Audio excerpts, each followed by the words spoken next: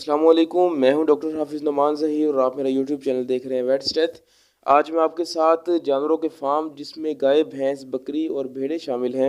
इनमें मोशन या डायरिया के मसले पर बात करूंगा और इनके बच्चों में मोशन के मसाइल हैं जिन्हें न्यूनेटल स्कोर्स कहते हैं। इस पर तफसील से बात करूंगा और इसके बारे में मुकम्मल इन्फॉर्मेशन शेयर करूंगा आपसे। इस वीडियो में हम बात करेंगे कि स्कोर, डायरिया या मोशन जो जानवरों को लगते हैं वो ये क्या होते हैं और इनकी क्या वजूहात हैं, यानी ये किस वजह से होते हैं, इनके पीछे कौन कौन से ऐसे ऑर्गेनिज्म शामिल हैं जो कि ये बीमारी काज करते हैं, इनकी क्या क्या अलामात हैं और इनके क्या ट्रीटमेंट प्रोटोकॉल है, यानी इनके क्या किस तरह हम इनको इसका इलाज कर सकते हैं, कौन सी ऐसी मेडिसिन है यानी कौन सी ऐसी दवाई हैं जिन्हें हम इस्तेमाल करके जानवरों के अंदर इनका इलाज कर सकते हैं और ऐसे कौन कौन सी एहतियाती तदाबीर हैं जिन पे अमल करके हम अपने जानवरों को इस बीमारी से बचा सकते हैं। सबसे पहले हम बात करते हैं कि what is scours. Neonatal diarrhoea in ruminants is known as scour, यानी जानवरों के बच्चों के अंदर जिन गाय, भैंस, भेड़, बकरी, इनके बच्चों के अंदर जो मोशन लगते हैं उन्हें स्कोर्स कहते हैं। तो ये जो स्कोर्स हैं ये काफ़ी ज़्यादा आम बीमारी है किसी भी फार्म के ऊपर, और डायरिया ये उन बड़ी वजूहात में से है जिनकी वजह से फार्म को जो है शदीद नुकसान होता है। अगर हम स्कोर्स को कंट्रोल करना चाहते हैं अपने फार्म के ऊपर तो सबसे पहले हमें जानना है कि ये जो स्कोर्स हैं ये किस वजह से होते हैं। अगर हम जनरल साइंस के ऊपर बात करें, जो आम अलामात हैं वो कौन कौन सी होती हैं, तो इसमें सबसे जो इम्पोर्टेंट साइन है वो यही है कि जानवर जो है वो लूज़ वाटरी रेक्टल डिस्चार्ज करेगा, जानवर जो है वो पतले मोशन करेगा, साथ में जो है जानवर को काफ़ी ज़्यादा वीकनेस होगी, कमज़ोरी होगी और जानवर के अंदर पानी की कमी हो जाएगी, जिसकी वजह से जो उसकी आंखें हैं वो अंदर की तरफ धंस जाएंगी, जिन्हें सनकन आई बॉल कहते हैं। और साथ ही जानवर जो है वो खाना पीना भी छोड़ देता है, जिसे एनोरेक्सिया कहते हैं, और इसकी जो पल्स रेट है यानी इसकी दिल की धड़कन है वो तेज़ हो जाएगी और जानवर खून की कमी की वजह से दिल की धड़कन अपनी बढ़ा लेता है ताकि जो है जिस्म को खून मिलता रहे। और साथ में जो है इसकी जो जुगुलर पल्स है, जो जुगुलर का एरिया है यानी जो गर्दन के दोनों तरफ जो रगें जा रही होती हैं उसके अंदर आपको उसके अंदर हरकत मिलना शुरू हो जाएगी, जिसे जुगुलर पल्स कहते हैं। और साथ में जानवर का जो टेम्परेचर है वो ज़्यादा भी हो सकता है, जिसे हाइपरथर्मिया कहते हैं, और जानवर का टेम्परेचर कम भी मिल सकता है आपको, जिसे हाइपोथर्मिया कहते हैं। स्कोर्स की डिफरेंट काजेज़ हैं, यानी जो मोशन लगते हैं बच्चों में और बड़ों में, इनकी काफ़ी सारी वजूहात हैं। बैक्टीरियल काजेज़ के अंदर सबसे इंपॉर्टेंट काज है वो है इकोलाई, दूसरे नंबर पे साल्मोनेला है, इसके बाद क्लोस्ट्रीडियम परफ्रिंजिन्स है जिनमें type A, B, C and E शामिल हैं। इसके अलावा कैम्पाइलोबैक्टर जेजुनाई और यर्सीनिया एंटीरोकोलेटिका, ये भी इम्पोर्टेंट बैक्टीरिया हैं जो कि जानवरों के अंदर स्कोर्स करते हैं और बड़े जानवरों के अंदर जो है वो डायरिया का सबब बनते हैं। इसके साथ ही कुछ वायरल काजेज़ भी हैं, जो ऐसे वायरस भी हैं जो कि जानवरों के अंदर डायरिया काज करते हैं, जिनमें सबसे पहले नंबर पे है वो है बच्चों में रोटा वायरस और कोरोना वायरस। इसके अलावा टोरो वायरस है, साथ ही एस्ट्रो वायरस और पार्वो वायरस भी इस बीमारी का जो है वो सबब बनते हैं। इसके अलावा दो इंपॉर्टेंट डिजीज़ है जिनमें डायरिया होता है, उनमें बोवाइन वायरल डायरिया और इन्फेक्शियस बोवाइन राइनोट्राइकेटिस है। इसके अलावा जो प्रोटोजोल काजेज़ हैं उनमें सबसे इंपॉर्टेंट है वो है क्रिप्टोस्पोरिडियम पार्वम है, जियार्डिया ड्यूडिनेलिस है, और साथ में कोक्सीडियोसिस भी इम्पोर्टेंट प्रोटोजोल डिजीज़ है जो कि ख़ासकर बच्चों में जो है डायरिया का सबब बनती है। इसके अलावा न्यूट्रिशनल काजेज़ भी हैं जिनमें large amount of milk feeding है। अगर आप बच्चों को ज़्यादा मकदार में दूध पिला देंगे तो उससे भी जानवर को मोशन लग सकते हैं। इसके अलावा अगर आप मिल्क रिप्लेसर जानवर को पिला रहे हैं तो मिल्क रिप्लेसर के अंदर अगर प्रोटीन के अमाउंट ज़्यादा है उस वजह से भी जानवर को मोशन लग सकते हैं। और आपने ऐसा मिल्क रिप्लेसर इस्तेमाल किया जिसकी जो फार्मूलेशन है वो ठीक नहीं है, इससे भी जानवरों के बच्चों के अंदर मोशन लग सकते हैं। साथ ही जानवरों के ऐसे बच्चे जो कि उन जानवरों का दूध पीते हैं जिन्हें हम लश पाचर के ऊपर छोड़ते हैं, यानी जो है जो सब्ज़े के ऊपर सारा दिन चराई करती रहती हैं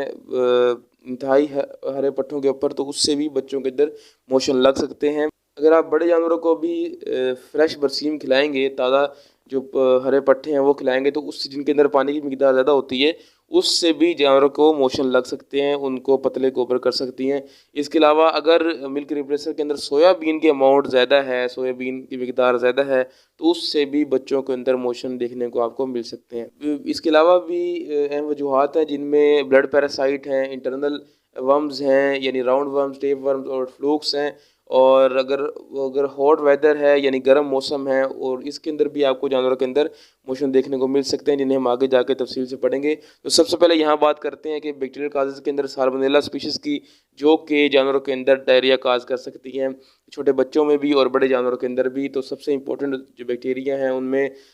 साल्मोनेला टाइफिम्यूरियम है जो कि टाइफाइड काज करता है, और इसके अलावा साल्मोनेला डुबलिन है। लेकिन जो है अदर जो इसके सेरोवार्स हैं यानी अदर जो इसकी टाइप्स हैं साल्मोनेला की, वो भी जानवरों के अंदर जो है वो डायरिया का यानी मोशन का सबब बन सकती हैं। अगर हम बच्चों के अंदर उम्र की बात करें तो 2 से 12 हफ्ते के जो जो उम्र है उसके अंदर जो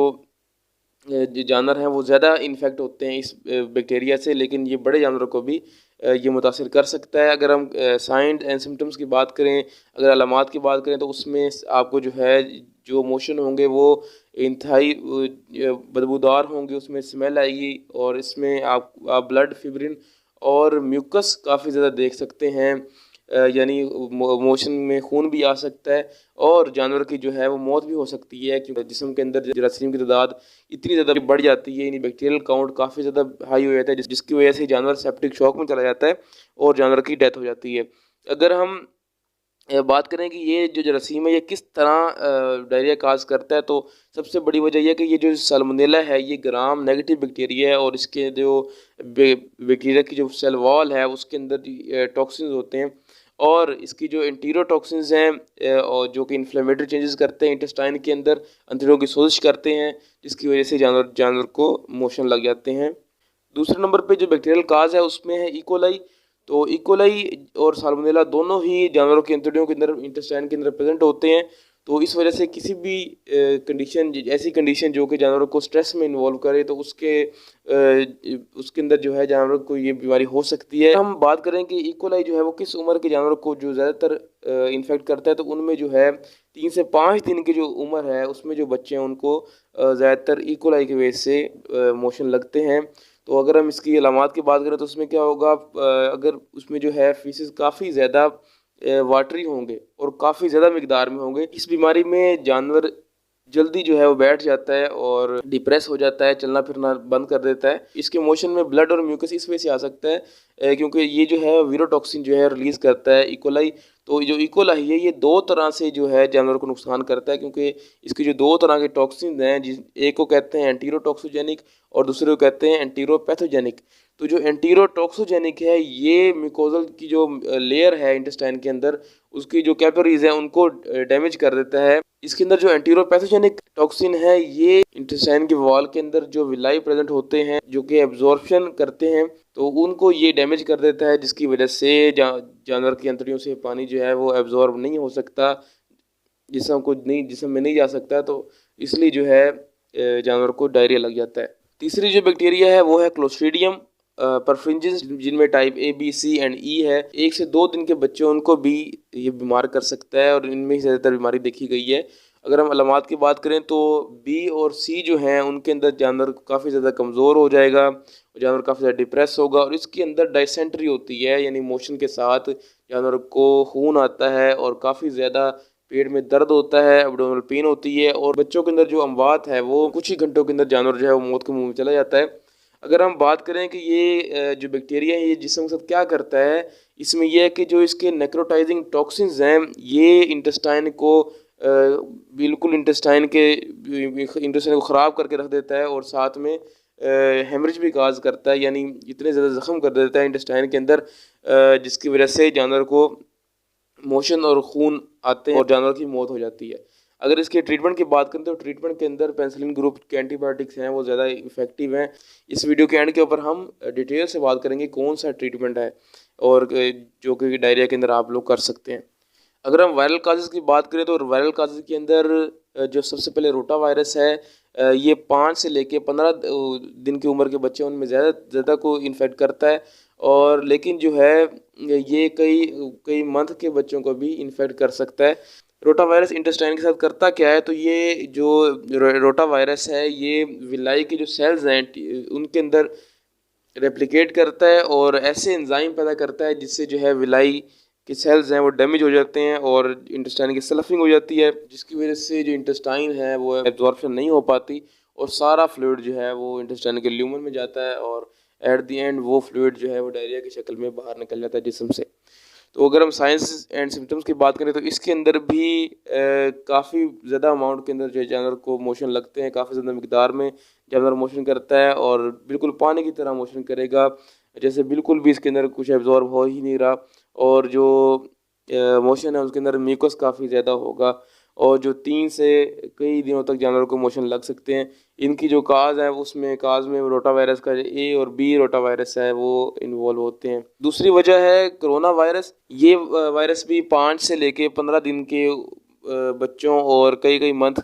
के जो बच्चे हैं उनको इन्फेक्ट करता है। ये वायरस भी रोटा वायरस की तरह लार्ज और स्मॉल इंटेस्टाइन के जो सेल्स हैं उनको एट्रोफी करता है, सेल्स की इन सेल के साइज़ को कम कर देगा और ये भी जो विलाई के सेल्स हैं उनकी स्लफिंग करेगा और जो है एब्जॉर्प्शन नहीं हो पाएगी और जानवर को जो है वो डायरिया लग जाएगा। अगर हम प्रोटोजोल काजेज़ की बात करें तो उनमें है क्रिप्टोस्पोरिडियम पार्वम और ये जो प्रोटोजो है ये गंदे पानी में काफ़ी ज़्यादा मिकदार में पाया जाता है। तो ऐसे जानवरों को अगर हम जिनको गंदा पानी पिलाते हैं तो उन बच्चों के अंदर ये जो प्रोटोजो है ये जरासीम है ये डायरिया काज कर सकता है। ये 5 से लेके 35 दिन की उम्र तक यानी 1 से 2 महीने के बच्चे उनको उनमें ज़्यादातर ये देखा गया है। तो ये एंटीरोसाइड के अंदर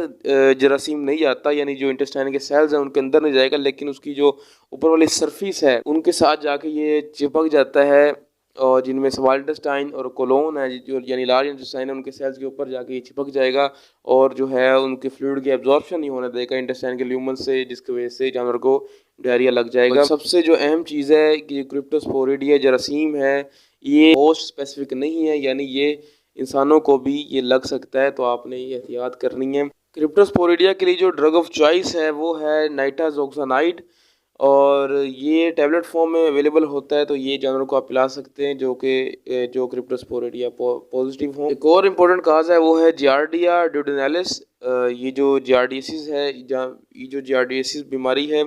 इसका काजिटिव एजेंट जियार्डिया है। तो ये भी गंदे पानी में जो है काफ़ी ज़्यादा मौजूद होता है और ये मोशन जानवरों को लगाता है। इसकी जो ड्रग ऑफ चॉइस है यानी इसके खिलाफ जो हम एंटीबायोटिक यूज़ करते हैं वो है मेट्रोनिडाजोल, जो कि एंटी प्रोटोजोल और एंटीबायोटिक दोनों है। ये आप जानवरों को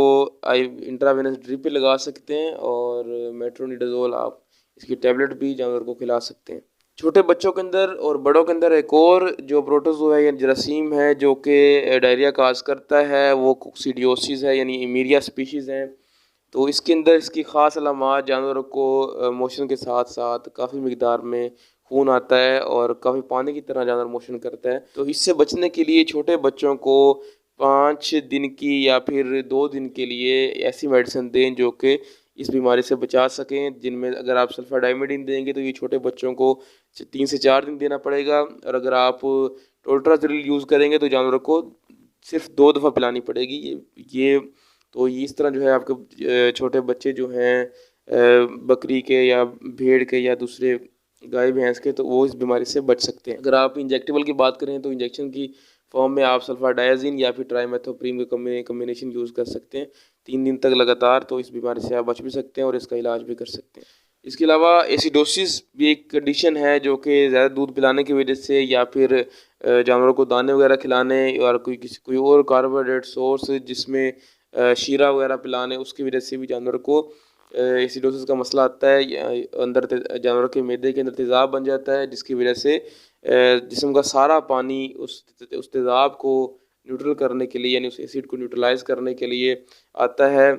तो उससे जानवर को डिहाइड्रेशन भी होती है और जानवर को डायरिया भी लग सकता है और जानवर की डेथ भी हो जाती है। तो इसके ट्रीटमेंट के लिए आप ओरली जानवर को सोडियम बाइकार्बोनेट पिला सकते हैं और ऐसी प्रिपरेशन दे सकते हैं जिसमें मैग्नीशियम हाइड्रोक्साइड या एल्यूमिनियम हाइड्रोक्साइड हो। और इसके अलावा आप जानवर को जो है लिवर टॉनिक्स देंगे ताकि जो है उसकी स्टमक की मोटिलिटी इंक्रीज़ हो और इसके साथ आप इंट्रावेनस जो रिंगर लैक्टेट सोल्यूशन है वो उनको उसकी ड्रिप लगाएंगे और फेनोलामिन मेलिएट या आप इंट्रावेनस और इंट्रामस्कुलर दोनों लगा सकते हैं। और पेनिसिलिन ग्रुप एंटीबायोटिक आपने लाजमी यूज़ करनी है ताकि जो है जो एसिडी का बैक्टीरिया हैं वो भी उनकी भी डेथ हो जाए और वो क्योंकि वो भी जो है एसिड प्रोडक्शन में हेल्प करते हैं। इसके अलावा इंटरनल वर्म्स हैं जिनमें round worms, tape worms, flukes हैं, ये भी डायरिया काज करते हैं और डायसेंट्री यानी मोशन के साथ ब्लड आ सकता है। और ऐसे जानवर जिनको आप हर तरह का ट्रीटमेंट कर चुके हैं उनका एक दफ़ा फीकल एग्ज़ाम लाजमी करवाएं, ताकि आप देख सकें कि इनको पेट के कीड़ों की वजह से तो मोशन नहीं लगे हुए, क्योंकि बाज़ औक़ात ऐसे होता है कि सारी एंटीबायोटिक हर इंजेक्शन लगा चुके होते हैं लेकिन पेट के कीड़ों की दवाई नहीं पिलाई होती, जिसकी वजह से जानवरों को मोशन लगे रहते हैं। तो आपने देखना है, फीकल एग्ज़ाम करवाना है, लैब टेस्ट इनका गोबर जो है वो लेबॉरेटरी में टेस्ट करवाना है, ताकि देख सकेंगे इनको कौन से वर्म्स हैं और उसी लिहाज से ट्रीटमेंट कर सकें। तो इसके ट्रीटमेंट के लिए आपने डिवर्मिंग करनी है, जिसमें आप बहुत सारी मेडिसिन मार्केट में अवेलेबल हैं, जिस तरह के ऑक्सबेंडाजोल है, फैनबेंडाजोल है, लिवेमिसोल है, ट्राइक्लेबेंडाजोल है, ऑक्सीक्लोजोनाइड है, ये सारी इनमें से कोई अल्बेंडाजोल है, मीबेंडाजोल है, ये चीज़ें आप यूज़ कर सकते हैं। और पेट के कीड़ों से बचने के लिए अपने जानवरों का 3 से 4 महीने बाद गोबर लाजमी टेस्ट करवाया करें, ताकि ये पता लग सके कि इनको कौन सी जरासीम है और उनको कौन सी दवाई पिलानी है। और हर दफ़ा दवाई चेंज किया करें, दवाई तब्दील किया करें, ताकि जो है दवाई के ख़िलाफ़ मुज़ाहमत ना आए जरासीम की तरफ से। और अपने जानवरों को पेट के कीड़ों से बचाने के लिए आप 3 से 4 महीने बाद जानवरों को लाजमी डिवर्म किया करें, जानवरों को लाजमी पेट के कीड़ों की दवाई पिलाया करें। और लेकिन दवाई पिलाने से पहले आपने जो है गोबर इनका लाजमी टेस्ट करवाना है, ताकि बताया जा सके कि इनको कौन से जो हैं पेट के कीड़े हैं और उसी लिहाज से आप उनको दवाई पिलाएं। इसके अलावा ब्लड पैरासाइट्स हैं जो कि जानवरों के अंदर खून की बीमारियां पैदा करते हैं और इनकी वजह से भी जानवरों को मोशन लगे रहते हैं। हमने कई सारे ऐसे जानवर देखे हैं जिन्हें हर तरह का इलाज किया जा चुका होता है, लेकिन उनका ब्लड टेस्ट नहीं करवाया जाता। तो आप अगर कोई भी ऐसे जानवर जिसका मोशन ठीक नहीं हो रहे, जिसको हर तरह से इलाज कर लिया है, तो उसका एक दफ़ा लाजमी आपने जो है वो खून टेस्ट करवाना है, ताकि पता लगाया जा सके इसको कौन सा ब्लड पैरासाइट है और अगर इसको ब्लड पैरासाइट है भी या नहीं। तो जिस तरह ये जो ब्लड पैरासाइट हैं, ये जिस्म के अंदर प्रोटीन यानी खून के अंदर प्रोटीन की काफ़ी ज़्यादा कमी कर देते हैं, जिसकी वजह से जानवरों को मोशन लगे रहते हैं। इन ब्लड पैरासाइट के अंदर एनाप्लाज्मा है, थलीरिया है, बोबीजिया है और ट्रिप्नोसोमा है। इसके इलाज के लिए सबसे अहम है कि आपने सबसे पहले जानवर का ब्लड सैंपल लेना है, खून का नमूना लेना है। इसके साथ ही आपने इस ब्लड के सैंपल को आपने लैब लेके जाना है और वहाँ इसका ब्लड स्मेयर बना के माइक्रोस्कोप के नीचे इसको देख लेना, ताकि देखा जा सके कि कौन सा वाला इसको ब्लड पैरासाइट है जो कि ये बीमारी पैदा कर रहा है। अगर किसी जानवर के अंदर थलीरिया पॉजिटिव आया है यानी थलीरिया का ब्लड पैरासाइट है, तो ऐसे केस में आप बुपारवाकोन यूज़ करेंगे, बुपारवाकोन का इस्तेमाल करेंगे। अगर किसी जानवर को बबीजिया का मसला है, किसी के खून के अंदर बबीजिया पैरासाइट है, तो उस केस में आप इमिडोकार्प या फिर डायमिनाजीन जो दवाई है वो यूज़ करेंगे। इसके साथ अगर किसी जानवर को ट्रिप्नोसोमा ब्लड पैरासाइट का मसला है, तो इस केस में आप आइसोमेटामीडियम और डायमिनाजीन इस्तेमाल करेंगे। अगर किसी जानवर को एनाप्लाज्मा का मसला है, उस केस में आप ऑक्सीटेट्रासाइक्लिन, इमिडोकार्ब या फिर डायमिनाजीन एसिचुरेट के इंजेक्शन आप यूज़ कर सकते हैं। हॉट वेदर है, अगर गर्म मौसम है, तो ऐसे मौसम जिसके अंदर जानवर को सन स्ट्रोक हो सकता है यानी गर्मी लग सकती है, और शदीद गर्मी की सूरत के अंदर भी जानवरों को मोशन लग सकते हैं। ये ना हो कि अगर जानवरों को मोशन है तो और आप एंटीबायोटिक का इस्तेमाल कर रहे हैं, तो ऐसे केस में आपने देखना है कि जानवर का जो डायरिया है वो किस वजह से लग रहा है। अगर जानवर को डायरिया शदीद गर्मी की हालत में लग रहा है, अगर एक जानवर काफ़ी देर से धूप के अंदर खड़ा रहा है और उसको मोशन लग गए हैं, तो उस केस में आपने जानवर को सबसे पहले ठंडी जगह पे लेके जाना है, उसको कूल इन्वायरमेंट प्रोवाइड करना है, उसके ऊपर शावरिंग करना है, उसके जिस्म पर थोड़ा थोड़ा पानी डालना है। और इसके अलावा आपने जानवर को IV इंट्रावेनस ड्रिप लगानी है, जिसमें आप रिंग लैक्टेट लगा सकते हैं और जानवर को नॉर्मल सलीन लगा सकते हैं। और इसके साथ ही आप जानवर को ओरली रिहाइड्रेशन सोल्यूशन पिला सकते हैं, जो कि मार्केट में ORS के नाम से अवेलेबल होते हैं। अगर आपके पास ORS अवेलेबल नहीं है, ORS नहीं है, तो आप सादे पानी के अंदर आप नमक, चीनी और नींबू मिला के आप जानवर को पिला सकते हैं। और इसके साथ ही आप विटामिन C ओरली यूज़ कर सकते हैं, अगर जो टैबलेट की फॉर्म में मार्केट में अवेलेबल होता है। तो ये आप जानवर को 10 to 20 mg पर kg बॉडी वेट के हिसाब से जानवर को खिला सकते हैं। अगर हम इसके ट्रीटमेंट की बात करें कि स्कोर्स और डायरिया का ट्रीटमेंट के अंदर कौन कौन सी ऐसी जो मेडिसिन के ग्रुप हैं, यानी जो प्रिस्क्रिप्शन के अंदर हम प्रिस्क्राइब करते हैं, उसमें कौन कौन से हम ग्रुप को टारगेट करते हैं और कौन सी हम मेडिसिन देते हैं, तो उसमें सबसे इम्पोर्टेंट है वो है फ्लूइड देना है आपने एनिमल को। फ्लूइड के अंदर आप रेंगर लैक्टेट यूज़ कर सकते हैं, नॉर्मल सलीन यूज़ कर सकते हैं और डेक्सट्रोज यूज़ कर सकते हैं। इसके साथ ही अगर जानवर की डिवर्मिंग नहीं हुई है और जानवर को एसिडोसिस का मसला है, तो उस केस में आप जानवर को डिवर्मर लाजमी यूज़ करवाएंगे, जिसमें आप फेनबेंडाजोल ग्रुप यूज़ कर सकते हैं और ओरली आप सोडियम बाइकार्बोनेट या मैग्नीशियम या फिर मैग्नीशियम हाइड्रोक्साइड, एल्यूमिनियम हाइड्रोक्साइड, कोई भी एंड एसिड आप जानवर को लाजमी ओरली पिलाएं। इससे जानवर का डायरिया जो है फौरी तौर पर रुक जाएगा। इसके अलावा अगर जानवर को ब्लड का मसला भी बन रहा है, यानी मोशन के साथ साथ पेट में हवा भी भर रही है, तो उस केस के अंदर आप सोडियम बाइकार्बोनेट और मैग्नीशियम हाइड्रोक्साइड के अलावा ऐसी ऐसी ऐसी प्रिपरेशन यूज़ करेंगे जिसके अंदर सिमेथिकोन का साल्ट लाजमी हो, जो कि गैस के मॉलिक्यूल्स को ब्रेक करता है, जो कि गैस बनने से रोकेगा। तो ये आपने भी लाजमी जानवर को पिलाना है। इससे आपकी केस की रिकवरी के चांसेस ज़्यादा हो जाएंगे। साथ में जो आपने एंटीबायोटिक्स यूज़ करनी है, वो ऐसी एंटीबायोटिक यूज़ करनी है जो कि ब्रॉड स्पेक्ट्रम हो, जो कि काफ़ी सारे बैक्टीरिया को टारगेट कर सके। जो सबसे इम्पोर्टेंट ग्रुप है वो है फ्लोरोक्विनोलोन, जिसकी जो मेडिसिन है वो एंड्रोफ्लोक्सासिन है। अब मार्केट में मार्बोफ्लोक्सासिन की मेडिसिन, अब मार्केट के अंदर एंड्रोफ्लोक्सासिन से नेक्स्ट जनरेशन आ गई है मार्बोफ्लोक्सासिन, वो भी आप यूज़ कर सकते हैं। इसके अलावा सल्फा ग्रुप के अंदर आप सल्फा डायाजीन और ट्राइमेथोप्रिन के कम्बिनेशन यूज़ कर सकते हैं। इसके अलावा आप इंट्रावेनस मेट्रोनिडाजोल और ओरली आप टैबलेट की फॉर्म में मेट्रोनिडाजोल यूज़ कर सकते हैं, जो कि एंटी प्रोटोजोल और एंटी बैक्टीरियल लाजमी है। मेट्रोनिडाजोल को आप हर केस के अंदर, डायरिया केस के अंदर आप दे सकते हैं, लेकिन इसकी डोज आपने एनिमल के वेट के अकॉर्डिंगली रखनी है, क्योंकि इसकी जो है टॉक्सिसिटी, नर्वस टॉक्सिसिटी काफ़ी ज़्यादा आती है और जानवर की डेथ भी हो सकती है।